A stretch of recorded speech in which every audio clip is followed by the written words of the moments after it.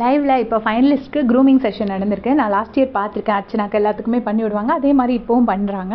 அதுக்கு பண்ண போகிறதுக்கு முன்னாடி மஞ்சரி வந்து முத்துக்குமரன் கிட்ட கேட்குறாங்க, ஏய் நான் என்ன கலர் ட்ரெஸ் தான் போடட்டும், இதையா போடு அப்படின்னு சொல்லிட்டு ஒரு டார்க் க்ரீன் கலர் ட்ரெஸ் காட்டுறாங்க. அப்போ முத்து சொல்கிறாரு, ஏய் நேற்று நீ டார்க் கலர் தானே போட்ட, அப்போ இன்றைக்கி ஏதாவது லைட் கலர் போடு அப்படின்னு சொல்கிறாங்க.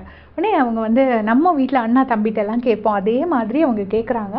உடனே ஒரு ஒயிட் கலர் சாரீ கட்டிட்டு வராங்க. மஞ்சரி இன்னைக்கு ரொம்ப அழகாக இருக்காங்க. அதுக்கப்புறம் இங்கே இவங்களெல்லாம் காட்டுறாங்க. இவங்கெல்லாம் போய் உட்காந்து அந்த ஹேர் கட் பண்ணிட்டு இருக்காங்க. ஹேர் கட் பண்ணிட்டு இருக்கும்போது முத்துக்குமரன் வந்து பவித்ரா என்னன்னா நல்லா தூங்கிட்டாங்க. அந்த ஃபேஸ்லலாம் இது போட்ட உடனே அப்போ வந்து சௌந்தர்யா சொல்லுங்க, என்ன இவ இப்படி தூங்கிட்டா அப்படின்னு சொல்கிறாங்க. உடனே முத்துக்குமரன் சொல்கிறாரு, இல்லை ஆர்டிஸ்ட்னா அப்படிதாம்மா, கிடைக்கிற கேப்பில் தூங்கிக்கணும், இங்கே என்ன நாய் குறைக்காது அதான் தூங்குறா அப்படின்னோடனே பவித்ரா முழிச்சிடுறாங்க.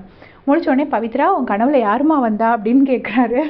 உடனே நீங்கள் தான் அப்படின்னு சொல்லிட்டு பவித்ரா சொல்கிறாங்க. உடனே இவர் சொல்கிறாரு, நான் கனவுலேயும் நான் தானாமா, அங்கே தொடப்பத்தை வச்சு என்ன அடிச்சிருப்பியே உடனே அப்படின்னு சொல்லிட்டு முத்துக்குமரன் பவித்ராவை கிண்டல் அடிக்கிறாரு.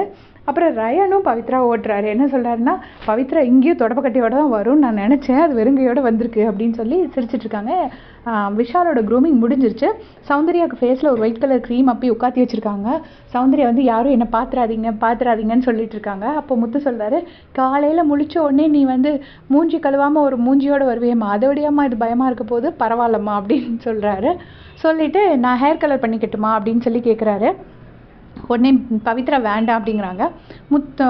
சௌந்தர்யா சொல்கிறாங்க, ஒரு பிங்க் கலர் ஹேர் வச்சுக்கோ அப்படின்னு சொல்கிறாங்க. உடனே இவர் சொல்கிறாரு, அப்படியாம்மா உனக்கு அந்த ஐப்ரோஸ் மட்டும் கலர் அடிப்போம் ஃபஸ்ட்டு, அதுக்கப்புறம் நாங்கள் ஹேர் கலர் பண்ணிக்கிறேன் அப்படிங்கிறாங்க. அவங்க எல்லாம் நல்லா ஜாலியாக என்ஜாய் பண்ணிகிட்டு இருக்காங்க. ஃபைனல்ஸ் இருக்குன்னு டென்ஷன் இல்லாமல். பட் இன்னொரு விஷயம் சொல்லணும்னு நினச்சேன். இன்றைக்கி மார்னிங்கே பார்த்தீங்கன்னா முத்து உட்காந்து எக்ஸசைஸ் பண்ணிகிட்டு இருந்தார். உண்மையிலே நான் உண்மையாக ஷாக் ஆகிட்டேன். நாளைக்கு ஃபைனல்ஸ், இன்றைக்கி வந்து எக்ஸசைஸ் பண்ணுறதுனா இப்போ நான் தான் வின்னர்னு எனக்கு தெரிஞ்சிருச்சுன்னா என்னால் கையில் பிடிக்க முடியாது. என்னால் உட்காந்து எக்ஸசைஸ் பண்ணுறதுக்கு எனக்கு மனசும் வராது. நான் உட்காந்து அந்த கனவுலேயே மிதந்துட்டுருப்பேன். அவர் எப்படி ஒரு மனுஷன் அதுலேயும் எக்ஸசைஸ் பண்ணணுங்கும் போது அந்த டோர் அடிச்சிருவாங்க. திரும்ப வெளியில் வந்துட்டு உள்ளே வந்து இருந்துட்டுருப்பாரு, தூங்குவார். அப்போ பிக் பாஸ் கிட்டே டோர் ஓப்பன் பண்ணுங்கள் பிக் பாஸ், டோர் ஓப்பன் பண்ணுங்கள் பிக் பாஸ்ன்னு கேட்டுட்ருப்பாரு. இப்போ தூங்கினவர் திரும்ப எழுந்திரிச்சு டோர் ஓப்பன் பண்ணதுக்கப்புறம் வந்து 1 hour எக்ஸசைஸ் பண்ணுவார். கூடவே அர்ணவும் எக்ஸசைஸ் பண்ணிட்டு இருப்பார்.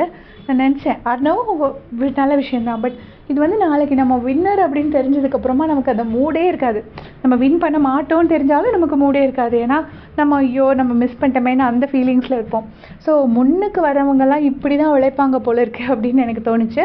அண்ட் முத்துக்குமரனுக்கு முடி வெட்டியிருக்கா அப்படின்னு கேட்டால் முடி வெட்டலை. அவர் வந்து நீளமான முடி தான் வச்சுருக்காரு. நான் கூட அந்த நார்மலாக யூடியூப்லலாம் வருவார்ல அந்த மாதிரி இருப்பார் அப்படின்னு நினச்சேன். பட் அதாக தான் வெட்டியிருக்காரு.